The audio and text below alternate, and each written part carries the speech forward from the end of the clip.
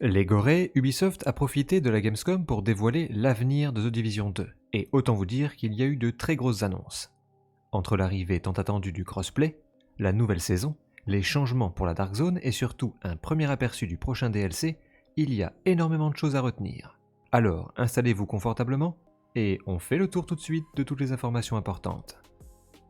Avant même de parler du contenu, Ubisoft a partagé une statistique impressionnante. The Division compte désormais plus de 50 millions de joueurs à travers le monde. Une étape symbolique qui montre que la licence continue de rassembler une immense communauté après toutes ces années. Mais l'annonce que tout le monde attendait est arrivée très rapidement. Le crossplay devient enfin une réalité. Les développeurs ont expliqué que cette fonctionnalité était réclamée depuis la sortie du jeu, mais que l'infrastructure d'origine n'avait jamais été conçue pour cela.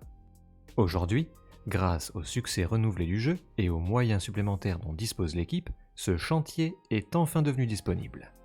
L'objectif annoncé est une sortie au mois de novembre, avec une migration complète de tous les joueurs vers une infrastructure commune. Concrètement, cela signifie que les joueurs PC, PlayStation et Xbox pourront enfin se retrouver dans les mêmes groupes. Les temps d'attente en matchmaking devraient être largement réduits grâce à un vivier de joueurs beaucoup plus important.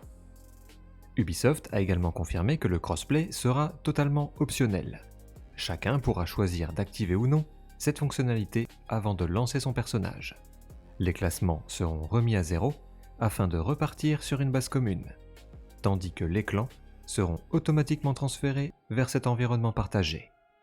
Mieux encore, leur capacité passera de 50 à 100 membres, une excellente nouvelle pour les grandes communautés comme la GRT. La deuxième grande annonce concerne Red Horizon, la troisième saison de l'année 8, qui débute dès le 27 août. Cette fois, les nettoyeurs quittent New York pour envahir Washington. Après les événements de Battle for Brooklyn, ils cherchent de nouvelles réserves de carburant afin de poursuivre la production de leur terrible flamme violette. Les développeurs promettent une montée en puissance progressive de cette invasion, avec une ville qui évoluera au fil des semaines.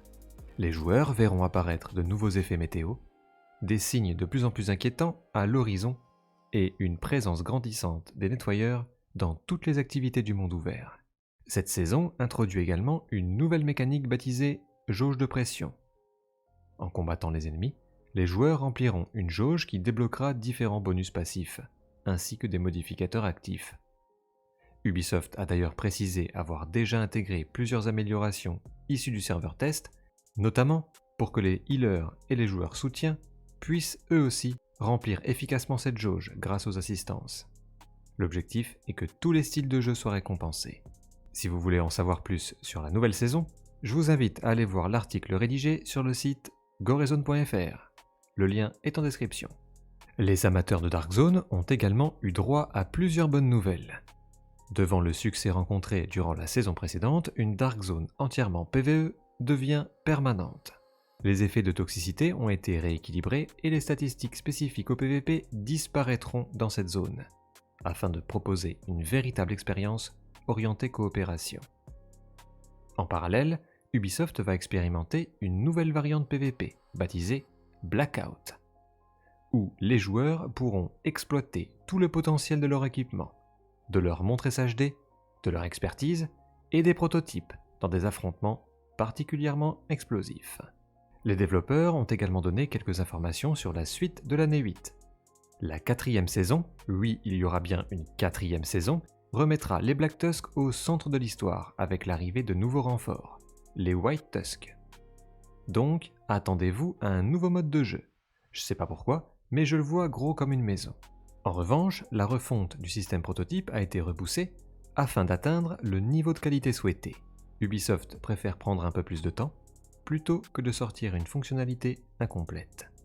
Enfin, le clou du spectacle était sans aucun doute la révélation officielle du prochain DLC Echoes of Central Park. Ubisoft souhaite nous faire revenir à New York, mais cette fois dans une zone encore jamais explorée, Central Park. Les développeurs expliquent vouloir proposer une ambiance totalement différente de ce que la série a connu jusqu'à présent.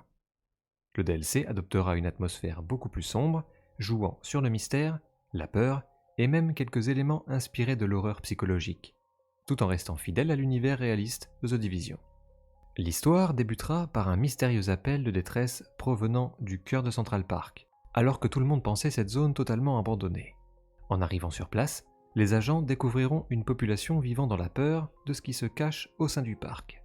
Ubisoft promet une narration beaucoup plus mystérieuse, de nouveaux quartiers à explorer autour de l'Upper West Side, mais aussi une carte pensée dès sa conception pour rester intéressante une fois la campagne terminée. L'équipe insiste d'ailleurs sur un mot, rejouabilité. Contrairement à certains contenus précédents, ce DLC continuera à proposer des activités une fois l'histoire principale terminée.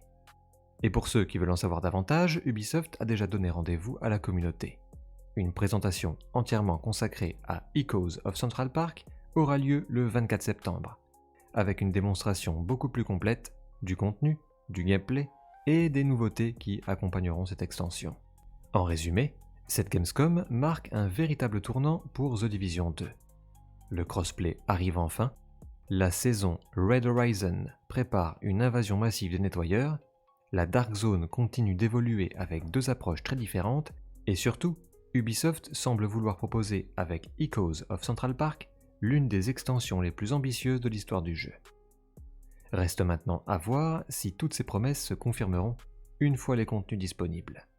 En tout cas, une chose est sûre, les prochains mois s'annoncent particulièrement chargés pour vous, les agents de la division. Alors les gorés, dites-moi en commentaire ce que vous attendez le plus. Le crossplay, la nouvelle saison, ou ce mystérieux voyage à Central Park. Si cette vidéo vous a plu, n'oubliez pas le petit pouce bleu, l'abonnement et le commentaire. Allez, on se retrouve très vite pour de nouvelles vidéos sur The Division 2. En attendant, vous le savez, portez-vous bien. Ciao.